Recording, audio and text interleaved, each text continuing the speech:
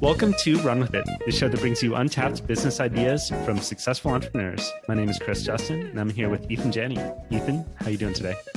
I'm doing good, man. I'm thinking about name pronunciations because our guest today has a name that we've been discussing the pronunciation of for many minutes. We could mispronounce it as Guillaume Moubeche. But I will pronounce it correctly when I do the introduction. But I always like, people spell my name wrong all the time, and I used to not care. But I think I'm going to start drawing the line. And if somebody misspells my name, especially in an email, my name is Eathan. If they drop that first A, I'm just going to be like, that's a sign, man. That's my brown M&Ms. You know what I mean? Like, cut them out of your life completely. Up to par. Yeah, forget it. You can't hang. But yeah, let's talk to our guest here. I'm going to pronounce his name correctly, I believe, right now that I'm mounting pressure for myself. His name is Guillaume Moubeche, and he is from France. And he is the co-founder and CEO of lemlist, a personalized cold email sequencing software. In 3 years, lemlist went from $0 to $8 million. And wait for it, $9 million in revenue. No, it's at 8, but it's been climbing since we last checked the figures. It was at 6 in his most recent bio. So he's growing and doing some cool stuff. That's 8 million ARR right now, 10,000 plus customers worldwide. And they did this all without any funding, unless you got funding since we last saw your figures. Still no funding. Still no funding. Awesome. Good stuff. Now you came on the show. You've been doing things in cold email outreach, and you came up with an idea that had something to do with taking all inbound messaging and having one place to put it. Yeah, it's a centralized multi-channel inbox to manage customer communications. So I think aggregating Facebook Messenger, email, WhatsApp, text, etc. And this is big business. The total addressable market in 2020 was $20.5 billion for contact center software. It's adjacent, maybe a significant overlap with what we're talking about, with a projected compound annual growth rate of 21% through 2028. So it's going to be big. It's already big. It's going to get much bigger. The businesses that really need this are small and medium-sized businesses. Many large enterprises already have software similar to this, but small and medium-sized businesses are still picking this up. Curious whether that 100% growth rate over a handful of years is just going to be due to inflation. Could be. Could be. Are you trying to steer us to crypto already? No, I'm just saying. I'm just like trying to, it's funny, like we throw out numbers, and I feel like I'm taking on the responsibility to like not just like let us listen to numbers and then move on and try to actually comprehend what the heck it is. I mean, what was that, 20.5 billion or something? 20.5 billion in 2020, growing 21% per year. Yeah, these are astronomical numbers. It's so easy to just be like, oh yeah, whatever. Well, I was going to throw a personal anecdote for me. We signed up for a food delivery service called Cook Unity, which private chefs in New York, they're not sponsoring the show, but I really like the food. But I hate their delivery. FedEx has been absolutely horrid. 3 out of the 8 times that we've ordered, we actually haven't received the food because FedEx just lost it. They said it was damaged, whatever.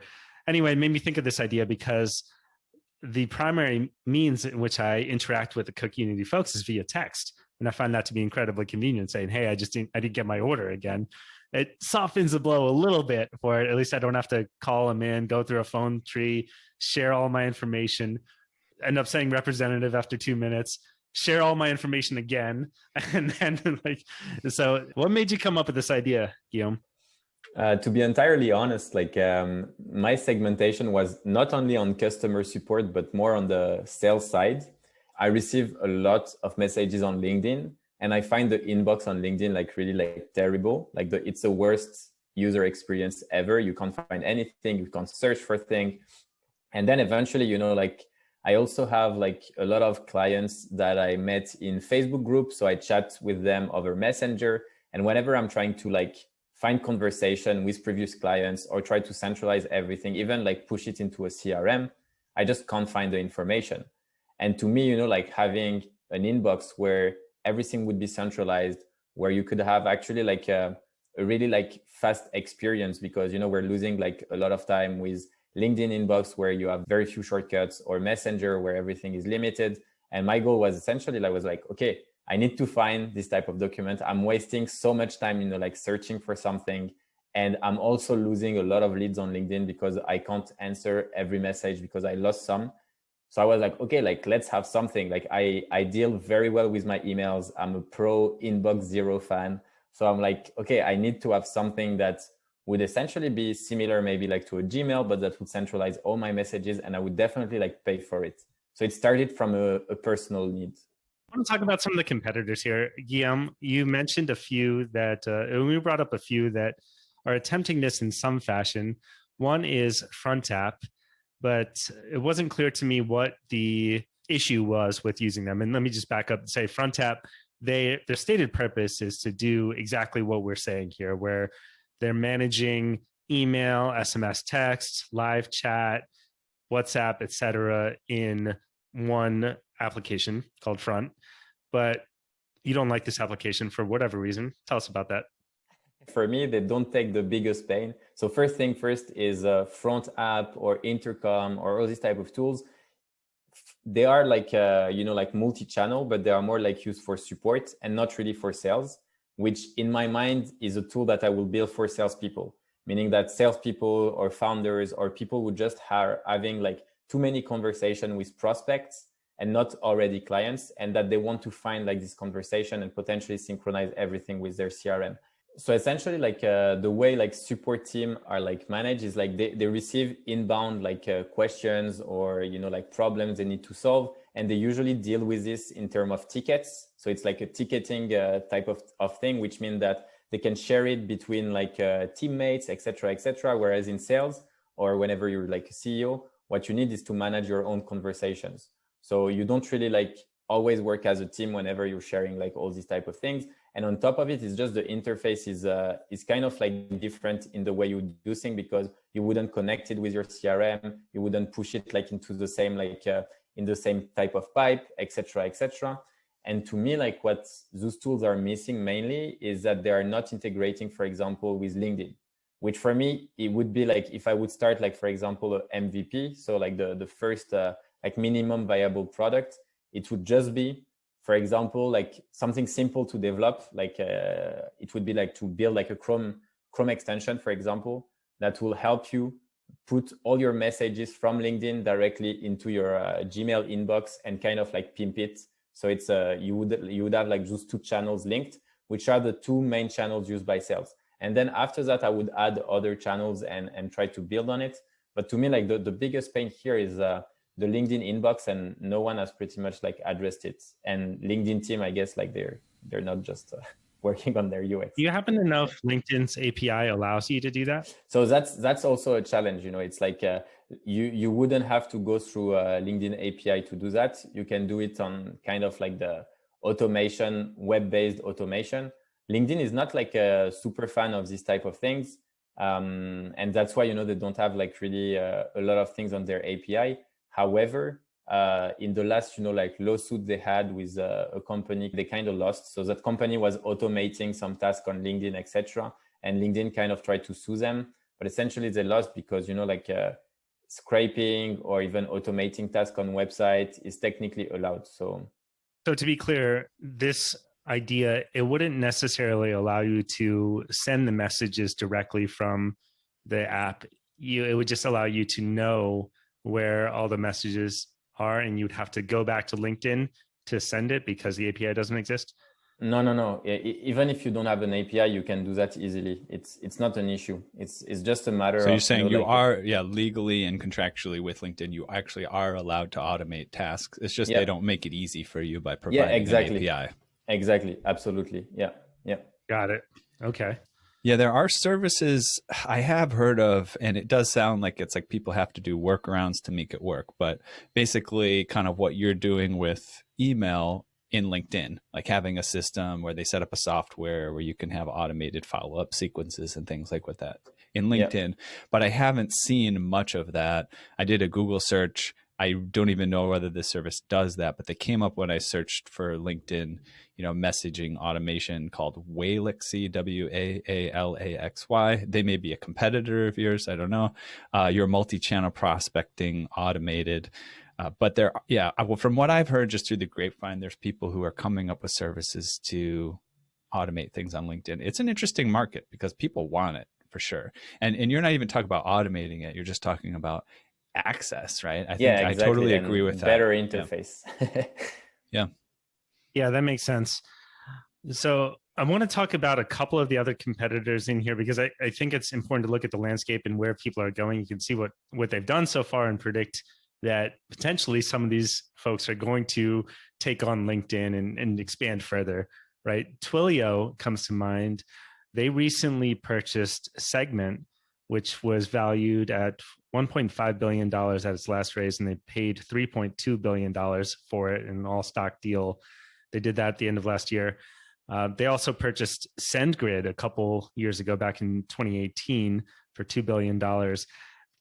Twilio, it seems like, is heading in this direction where they are trying to manage communication across all channels. They started out very API-centric, and you need to have a computer science degree in order to be able to use the platform. At least it felt like that to me. But now they're moving more to a polished front end that anyone can use. So it seems like, Twilio is one. There's another company out there, Intercom. We talked about them. They are much more user-friendly, in my opinion, at least at this point, but they're also expanding their offering to be able to do similar things like this. So they may be heading in this direction of taking on LinkedIn. But with your experience, that doesn't scare me. I really was excited to talk to you about this because lemlist is a cold email tool that was started in 2018, that you started in 2018. Cold email has been around for much longer than that. You would think, all right, is there room for someone new to come in and grow to 8 million ARR in just a few years? And you've proven that you can do this. So how do you think about this new opportunity? And feel free to, share some examples from lemlist. So first of all, I think when there is no competitors, it's not always a good sign, because there are 7 billion human beings on Earth. So there is the chances that someone had the same idea as yours are really, really high. And to me, the more competitors are on the market, the more the product market fit has been proven. And it's actually sometimes a great opportunity to just launch in a crowded market with a strong differentiator. And a differentiator can either be, a segment, it can be your niche, it can be just a few features that you want to expand. And for us, with lemlist, we just started from the initial issue.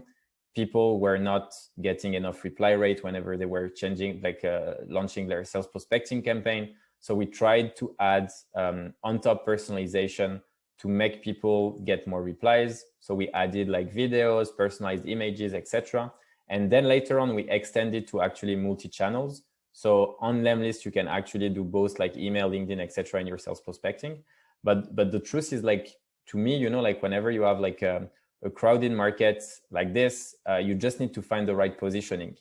And even though for me, Intercom, Front App, etc. are really well positioned on the support side.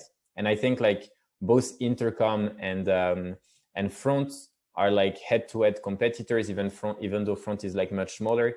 And I think Intercom is trying to go after Zendesk. And later on, they might go after any of the big players in the CRM space, because obviously that's why they're trying to head off.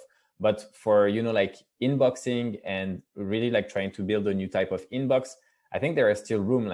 The reason why most people don't do it is because, as you were mentioning, LinkedIn doesn't have an open API, and it's something that's taking time, etc. So yeah, some people just don't launch, but I still see a few MVPs out there that are starting to emerge, and but nothing very spectacular yet. So quick question, because you mentioned lemlist does do engagement with LinkedIn and does kind of do the outreach. So basically you're saying but you can't do what maybe you could, but you don't do what you're suggesting that we do. You don't have an inbox. No. You just have a way of reaching out, and then people have to go kind of follow up with the final messaging within LinkedIn or something like that, right? No, we do the messaging automatically, but it's just like we're not an inbox. We're not an inbox. We're an like a outbox. self-prospecting tool. Yeah, exactly. Right. Yeah, Got it. Yeah. You mentioned that when you're launching in a crowded marketplace, you need to have a differentiator. And it sounds to me like that differentiator here is the ability to pull in LinkedIn messages. Would you say that that is the key differentiator? Yeah, definitely. Because I know like so many founders and, like salespeople who are really struggling, to connect. First things first is like whenever you have LinkedIn, whether you have normal LinkedIn or Sales Navigator, how do you push your messages to your CRM? There is like very few like ways to do that. It's like LinkedIn doesn't have a native integration with CRMs. Like it's kind of a mess, or if they have, they are very limited. So if you build something on top of it, you are flexible in doing whatever you want. And if you put all your messages into one shared inbox, at least, you can label emails, you can put people like handle your inbox the way you would usually handle it, but from a much cleaner interface. Because on LinkedIn, you don't have even, like on G Suite, for example, you have like very small features, but that are quite cool. So for example, seeing that whenever you sent a message to someone and that he didn't reply or she didn't reply in the last 5 days, they're just going to put it at the top of your inbox. It's those type of things are like simple things, but it's important, like to know when to follow up, to know when to do this type of things. And LinkedIn doesn't offer that. You could have also like a bit more tracking. So directly implemented into the inbox, knowing when people, like what a mail tracker is doing, for example. It's this kind of like a old Chrome extension where it's very simple. You have 2 ticks. 1 tick when the email has been sent and a second tick when the email has been opened.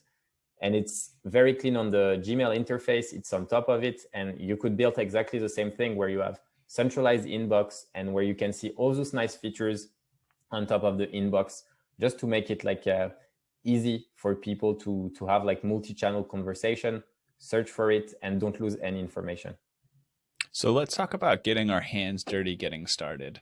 We talked about kind of the strategic side of things, do something with LinkedIn, and that's going to be your strategic advantage. Tactically, if I want to get started tomorrow, what are my first steps? Do I build some sort of like a visual representation of what this is and start pre-selling it? Do I start contacting developers that know how to, mess with LinkedIn and scraping and things like that? First things first, I think like building a landing page, it's like, it doesn't take a lot of time. It's cheap and it's a good way, like to put your ideas into place. So I would start by building a landing page with a clear call to action, which would be something like request access or something like that, where whenever people click, they have like a form to fill in or just their email address, and you can get like more emails of interested people. Then, obviously having like a small design of what you want is always helpful, especially if you need later on to contact developers, because otherwise they're not going to know how to build it. So you need to think about that first phase. Then once you have that, the idea is, okay, how do I get people to sign up? A quick trick that works well. I mean, there are like, I would say 3 tactics that usually work well for early stage product, or like I would say 4 tactics.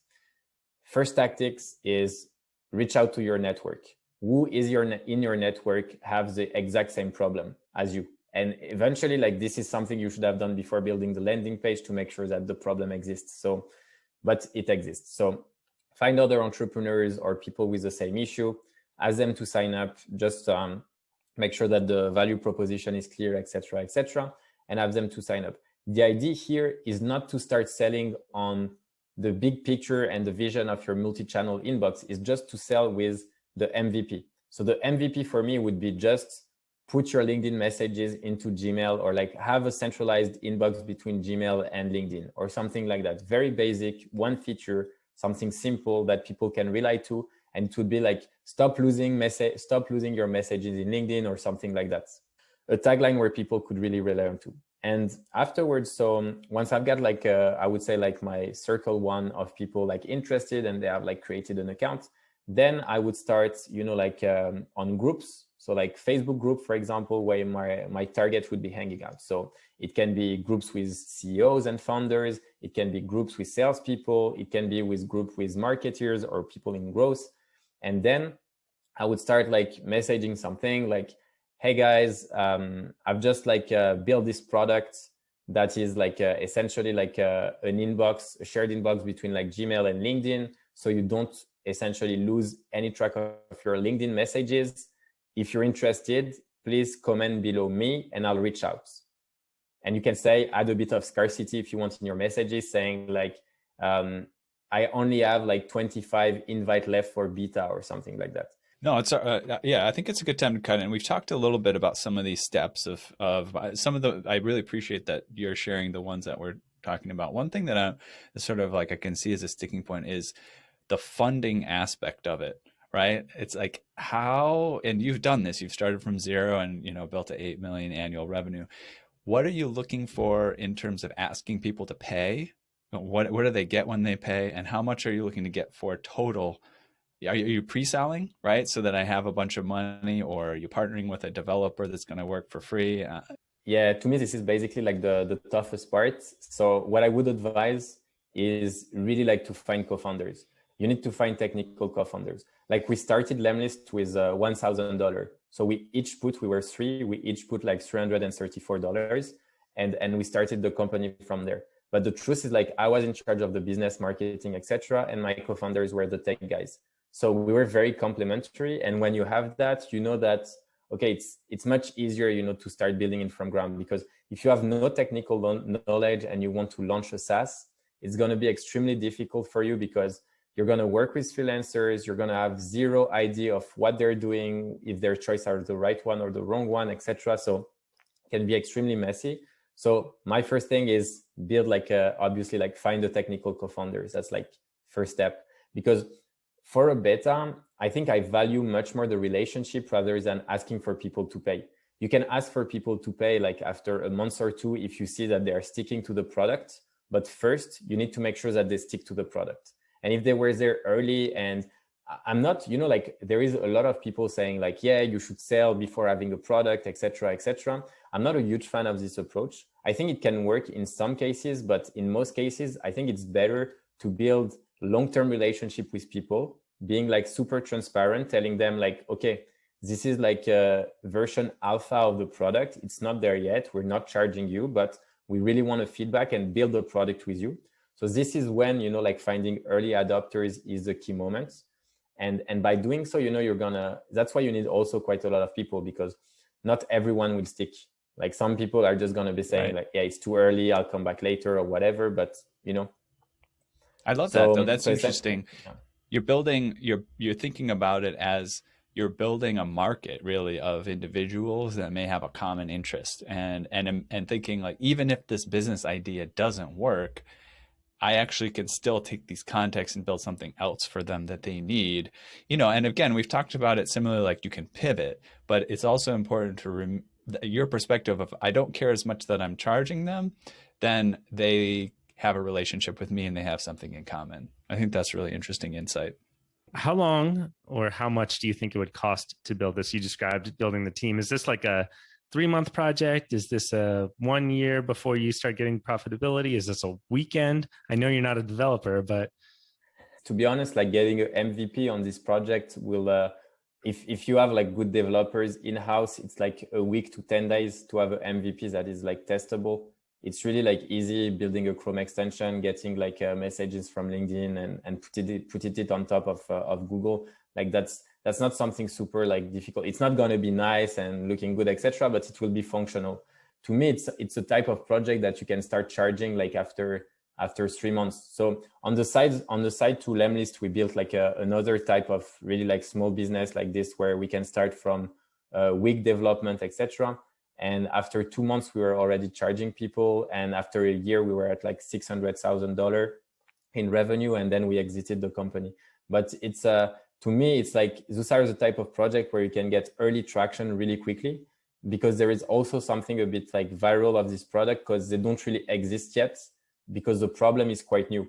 Like if you go like 3 years ago, LinkedIn was not as used as it is right now, you know. Yet the inbox is exactly the same, and they have tons of issues with the search engine, etc., etc. So yeah, to me, it's just a matter, you know, of timing and yeah, for charging, I think like after 2 months, it's very doable. The question I wanted to ask was about that relationship with your co-founders, right? You said you had a developer person who was focused on development, and you were focused on, you said more like sales and marketing, right? Yeah. And the third person, what was their focus? So my two co-founders are a bit older. They are like around like 40 years old, and they are two developers, two brothers. So they grew up coding. And then you just made it equal share, right? You didn't. Yeah, like one third. There are like so many books about how many shares should you give to people, etc. For me, it's like I don't give a fuck. We start from zero. We put like $300 each. The project is worth zero at the beginning. So let's make it equal. Otherwise, you start thinking like, yeah, why does this person start having a bit more, like, etc. I think it's not healthy. Do you ever feel like in your mind you're holding on to your share? Like, for example, oh my gosh, they're doing a lot of work, and I took a few weekends off, and I have to like prove that I own that I earned this. You know what I mean? Like, I'm just curious if you have any experiences in terms of as you develop these relationships with people and you have your equal shares, kind of how internally you're thinking about maintaining the work relationship and balancing, either putting in enough or maybe even putting in too much so that you don't stress yourself out and burn out, things like that. As soon as you are transparent with your co-founders and, you start from the beginning communicating on these things. And I think like, it was very clear. I was like very inexperienced. I had a lot of motivation, etc. They were highly experienced, a bit older, with a different lifestyle. So essentially, like even in the way we decided to pay ourselves initially, it was really about, okay, what's our current lifestyle? How much do people need? Because our goal in the early days was to make the company survive the longest time as possible. So it's like, okay, if one of the co-founders is having like a hard time at home because, like his kids are starving or whatever, obviously like the money you're going to get first out of the company would be for his salary, because you want this to last as long as possible. So it's really about like communicating, and as long as we're aligned in everything, I think it's fine. Like I understand that they have different lifestyle. I also understand that the job of a CEO is different from the job of someone working in tech, because it's not the same type of problem. As a CEO, you're going to meet a lot of persons, you're going to do sales, so your time, even though it's like the most valuable thing, it's still time you need to spend with customers, with, prospects, etc. And this is not something you can condense. So usually the CEO works the longest hour, I would say, but I don't mind. It was clear from the beginning, and we were all agreeing on that we have different lifestyle, and we're cool with it. That's super useful information. Appreciate that. Chris, I cut you off. Were you going to interject? Yeah, I was going to go into platform risk a little bit here. You called this out as one of the biggest risks of the idea. And if we're talking about launching on LinkedIn, that is that would be a big issue. Let's say they rolled out improved functionality here and undercut you before you got to profitability or fully got your feet under you. Yeah, to me, it's definitely, the biggest risk. And then, you need to think about, okay, LinkedIn has been acquired by Microsoft. What are the changes they have made, in the last years? How quickly can they move? What are the type of things that they are doing? And then you understand that these companies are usually kind of in slow motion mode. So you still have 5 years to develop something super sustainable and eventually even get acquired by them. Microsoft has acquired, for example, Sunrise. Not sure if you remember, it was a calendar app with a really, really nice UX. They acquired at $100 million. 6 months after that, they killed it. But still, the guy, who made it just got an exit of $100 million. But in the end, it's just a matter of, it's a risk. Every time you're building something on a platform, it's a risk. If you're building something on Google, it's also a risk. But eventually, there are always one thing in your business that could kill the company. And then the matter is to your goal is to evaluate, how big is the risk? Am I taking too much risk or not enough? And to me, it seems pretty unlikely that LinkedIn decide to roll out a new inbox feature where the interface would be really, really nice. But that's just maybe me, Yeah, and this is a limited window for them to go after it, right? Because you're saying that this is something that you can start and get to profitability within 3 months. So it's not like you're devoting years of your life before you actually see a return. Yeah, another interesting option too is to see if you can develop relationships with actual people that work at LinkedIn. Actually, maybe have a little bit of an insider view on what their plans and strategies are, and then in that case, maybe it's very clear to you that that's not what they're working on. You don't want to show your hand too much, because companies like that are known to run off with people's ideas and mimic them.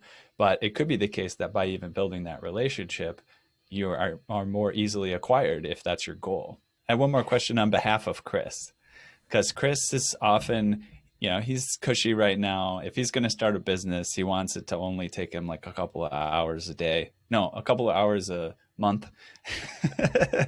I won't correct you, Ethan. That's fine. You can go with it. It's just a funny premise. Yeah. But yeah, do you have it? We already talked about you being the CEO and agreeing that you're going to work a lot, but do you have any opinion on this kind of how much you should be working, how to minimize the amount of time, how to optimize the amount of time you're putting into a project like this up front? Yeah, I think, like for this type of project, obviously, like if you want to keep it simple with like my idea is like even, like the LinkedIn inbox directly into Gmail with some cool features. So really MVP can already be like a product where you can make really, really good money on it.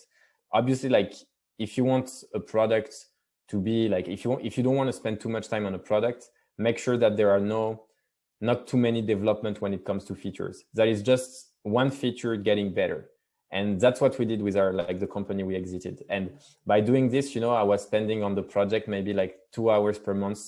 And it was making like, at that time, it's like around like 40, it went up to like 50K, so $600 ARR. And I was spending just 2 hours on it. And then it's just a matter of, in the first months, obviously I was chatting a lot with customers, but once you know that the need is there, it has been validated, then you can just hire, like someone for support. Then you hire another person for, let's say, like marketing, writing a few articles, making tutorials, etc.